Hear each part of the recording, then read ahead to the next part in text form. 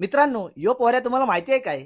उर्स कॅलेसिन्स्कीच्या आईला काय नाव आहे? असो, ज्यांना बॉडी बिल्डिंग मध्ये इंटरेस्ट आहे ते याला नक्कीच ओळखत असतील. याची ही 2024 ची क्लासिक फिजिक मधली बॉडी बघा आणि ही बॉडी 2025 जेव्हा तो इटली प्रो शो मध्ये ओपन मध्ये खेळतो आणि फक्त खेळत नाही भाई, फर्स्ट अटेम्प्ट मध्ये डायरेक्ट ऑलिम्पिया क्वालिफाईड. लोकांचं अख्खा आयुष्य गेलं फक्त फर्स्ट कॉल आउट मध्ये यायला आणि हा पहिल्यांदाच ओपन मध्ये खेळून सगळ्यांची डांग मारून गेला. नाद खुला पब्लिक गोळा. आज याचा बॅक आणि बायसेप वर्कआउट ट्राय करू. चल भाई सुरू करूयात. सुरुवात करण्याआधी तुम्ही माझा आज आउटफिट बघा. पॅन्ट जुनीच आहे जी रोज घालतो. टी शर्ट तेवढा नवीन आहे, मस्त आहे ना, अंगापेक्षा भोंगा. टी शर्ट तुम्हाला आवडला असेल तर लिंक बिंक काय भेटणार नाही, कारण हा टी शर्ट मी सीएसटी फॅशन स्ट्रीट मधून 300 रुपयाला घेतलाय. सुरुवात आपली होते फ्रंट लॅट पुल डाऊन मशीन पासून. दोन्ही साईडला 55-55 भेंडी. आज पंख फाटून हाडं बाहेर आली तरी चालतील, पण आज पंप एवढा कडक आला पाहिजे तिच्या आईला पब्लिक कमेंट मध्ये बोंबललीच पाहिजे. 110 किलो घेऊन असा खेचलाय, खरंच असं वाटलं की आतून मसल फाटलाय. आज मला वाटतंय मी खरा वर्कआउट करतोय. पुढची एक्सरसाइज उर्स भाई मारतं वाईड ग्रिप लॅट पुल डाऊन मशीन. किती दिवसांनी मी या मसल बेलीज बघतोय यार. नाते एवढे दिवस बॉडी पंक्चर होती, तिच्या आईला टी शर्ट काढायची इच्छाच होत नव्हती. आता राडा होणार, प्रणव दादा नाही ऐकणार. बघ भाई बघ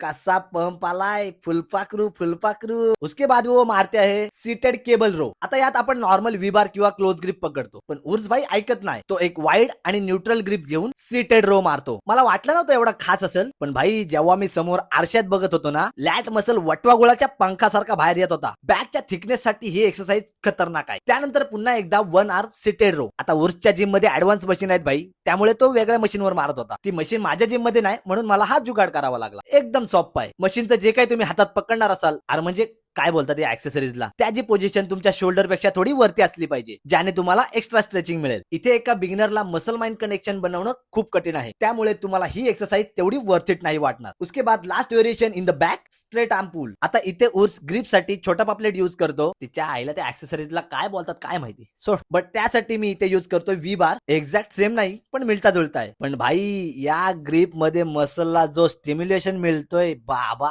खतरनाक. तिच्या आईला लास्ट व्हेरिएशन सांगून भेंडी परत इथं पुलअप्स मारायला लावले. नशीब माझं ही तरी मशीन माझ्या जिम मध्ये आहे, त्यामुळे वेटचा युज करून मी माझं वेट कमी करू शकलो आणि फेल्युअर अचीव करू शकलो. त्यानंतर बायसेप्सला तुडवण्यासाठी उर्स भाई मारतं केबल कर्ल म्हणू शकतो आपण याला. सुरुवातीचे रिपिटेशन खूप सोपे वाटतात, पण दिसतं तेवढं सोपं पण नाहीये. जसा जसा मसल स्टीफ होतो, केबल अर्धी पण खेचता नाहीये. याचे 4 सेट मारले. चला पुढच्या एक्सरसाइज कडे. आणि आजची शेवटची एक्सरसाइज इझी बार स्पायडर कर्ल. बायसेप मधली आपली आवडती एक्सरसाइज, सगळ्यांनाच माहिती आहे. ज्यांना ज्यांना वाटतं जे बायसेप मध्ये हेवी मारू शकतात त्यांनी ही एक्सरसाइज ट्राय करा आणि सेम रिपिटेशन काढून दाखवा. जाम झाल्या गोष्टी, आता जरा पंप चेक करूयात. आज पंप मध्ये तुम्हाला मजा नाही आली तर वर्कआउटच ट्राय करू नका. आजचा पंप बघून भाई मला एवढा खतरनाक फील होत होता ना. तुम्ही स्वतः ट्राय करा आणि स्वतः अनुभव घ्या. व्हिडिओ आवडले असेल तर लाईक करा आणि अशाच आणखीन मजेदार वर्कआउट रुटीन साठी आपल्या भावाला फॉलो करा. तोपर्यंत आलोच पुढचा वर्कआउट.